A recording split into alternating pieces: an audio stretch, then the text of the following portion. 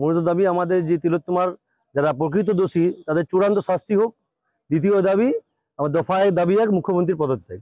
দুটি দাবি। এই যেভাবে স্বাস্থ্য প্লাস প্রশাসন সম্পূর্ণ ভেঙে পড়েছে, রাজ্যে ওনার এক বিন্দু চেয়ারে থাকার কোনো অধিকার নাই, রাজ্যটাকে একদম শেষ করে দিচ্ছেন উনি। তারই প্রতিবাদে আমাদের ছাত্র যুব সবাই মিলে যাচ্ছি ওখানে। বিশ্ব সংগ্রামী যৌথ মঞ্চ থেকে বাঁকুড়া থেকে আমরা যাচ্ছি। রাজ্য সরকার তো ইতিমধ্যে বেআইনি ঘোষণা করেছেন, উনি তো সবকিছুই বেআইনি ঘোষণা করেন। উনি যেগুলো করেন সেগুলো আইনি, আমরা করলে বেআইনি। ওনার কাছে চাওয়া হয়েছিল কিন্তু উনি অনুমতি দেননি। এবার অনুমতি না দিয়ে যদি বেআইনি ঘোষণা করে উনি করুক, আমরা আমাদের আন্দোলন করে যাব। আমাদের মূলত একটাই দাবি যে আমাদের জনগণের যা স্বর সংগ্রামী যৌথ মঞ্চ একই স্বর যে তিলোত্তমা বিচার পাক। আর আপনারা শুধু দেখতে পাচ্ছেন যে তিলোত্তমার ঘটনাটাই একমাত্র ঘটনা নয়, আমাদের ওঁদা বিষ্ণুপুরে একটা ঘটনা ঘটেছে একদম কাল পরশু করে।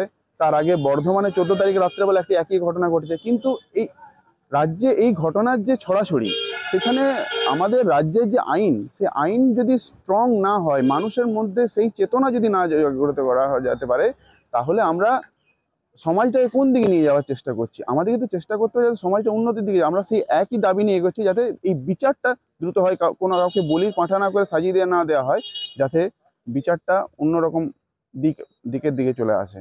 নবান্ন অভিযানে বাঁকুড়া থেকে কতজন? নবান্ন অভিযানে প্রায় 1000-এর উপর লোক যাবে বাঁকুড়া থেকে। আমরা মূলত যাচ্ছি ট্রেন ধরে। পর আমরা হাওড়াতে স্টেশনে নেমে পর আমরা ওখান থেকে আমাদের যেভাবে যে ডেস্টিনেশনগুলো দেওয়া আছে আমরা সেই ডেস্টিনেশনে যাব। আর এছাড়াও কিছু বাস যাচ্ছে, আর বাকি কিছু যাচ্ছে আপনার দুর্গাপুর হয়ে পর, আমরা ভায়া দুর্গাপুর হয়ে পর ঘুরে ঘুরে যাচ্ছি। সরকারিভাবে তো ইতিমধ্যে বেআইনি ঘোষণা করা হয়েছে।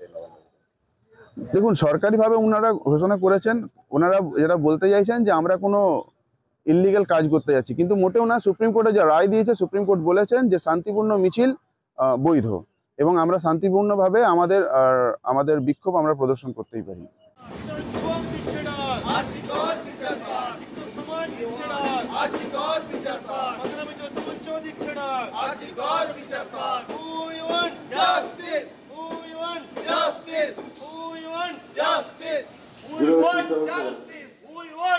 Bishnupur Dhanbad Bishnupur Dhanbad platform number 1 Bishnupur Dhanbad platform number आ रही है।